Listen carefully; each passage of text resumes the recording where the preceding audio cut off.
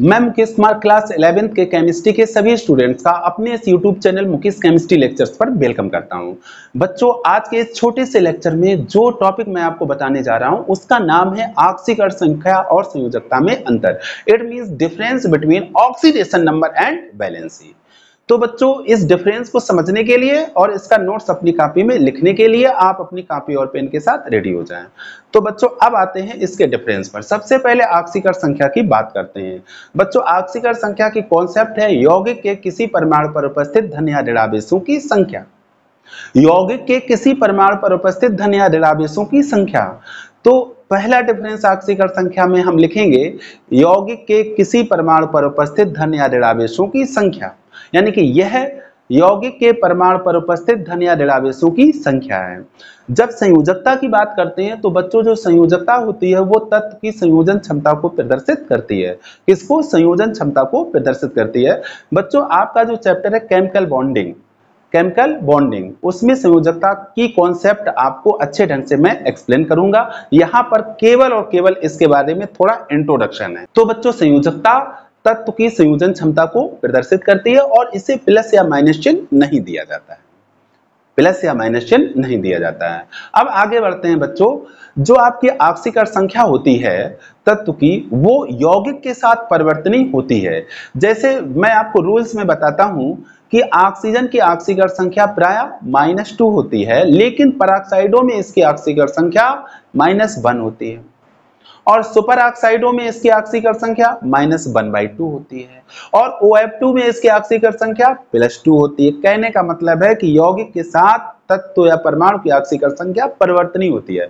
इसी तरह से मैं आपको बताता हूं नियमों में कि क्लोरीन की ऑक्सीकरण संख्या प्रायः -1 होती है, लेकिन जिन यौगिकों में क्लोरीन ऑक्सीजन के साथ अटैच होता है वहां क्लोरीन की ऑक्सीकरण संख्या कोई धनात्मक संख्या होती है।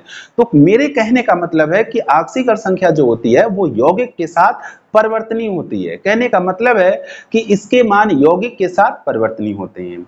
लेकिन जब हम संयोजकता की बात करते हैं तो तत्वों की जो संयोजकताएं होती हैं वो प्रायः निश्चित होती हैं, यानी कि प्रायः तत्व की संयोजकता निश्चित होती है, परिवर्तनीय नहीं होती है।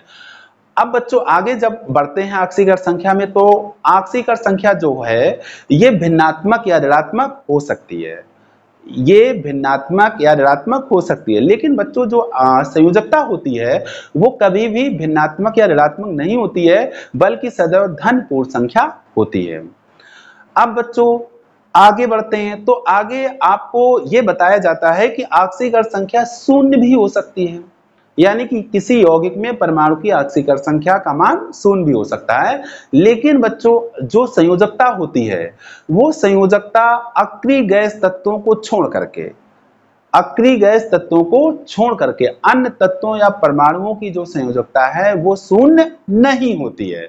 तो 0 किन की होती है संयोजकता, इसको समझ लो। मैंने कहा कि अक्रिय गैस तत्वों की संयोजकता 0 होती है। अक्रिय गैस तत्व कौन कौन है? एक तो बच्चों हीलियम है, दूसरा नियान है, तीसरा आर्गन है, फिर क्रिप्टन है, फिर जीनन है, फिर रेडान है। कौन कौन है बच्चों? Helium, neon, argon, helium, neon, argon, krypton कहें या क्रिप्टान कहें, क्रिप्टन,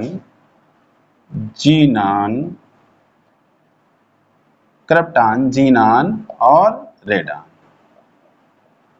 इसको बच्चों क्रिप्टन भी पढ़ते हैं, क्रिप्टन और जीनान और रेडान। तो ये बच्चों 6 तत्व ऐसे हैं जो रासायनिक रूप से निष्क्रिय हैं और इनको अक्रिय गैस तत्व बोला जाता है और इनको आवर्त सारणी के वर्ग नंबर 18 में रखा गया है। तो इन तत्वों की जो संयोजकता होती है वो इनकी रासायनिक अभिक्रिया न करने के कारण शून्य होती है क्या? संयोजकता इन तत्वों की। और इन तत्वों को छोड़ करके अन्य तत्वों की संयोजकता 0 नहीं होती है। तो बच्चों, यही सारी बातें मैंने बोर्ड पर राइट डाउन कर दी हैं। इनको एक बार मैं रीडिंग किए दे रहा हूं, इसके बाद आप नोट कर लें। यहां मैंने लिखा ऑक्सीकरण संख्या, दूसरी तरफ संयोजकता। ऑक्सीकरण संख्या में यह यौगिक के किसी परमाणु पर किसी परमाणु पर उपस्थित धन या ऋण आवेशों की संख्या है। यह तत्व की संयोजन क्षमता को प्रदर्शित करती है, इसे प्लस या माइनस चिन्ह नहीं दिया जाता है।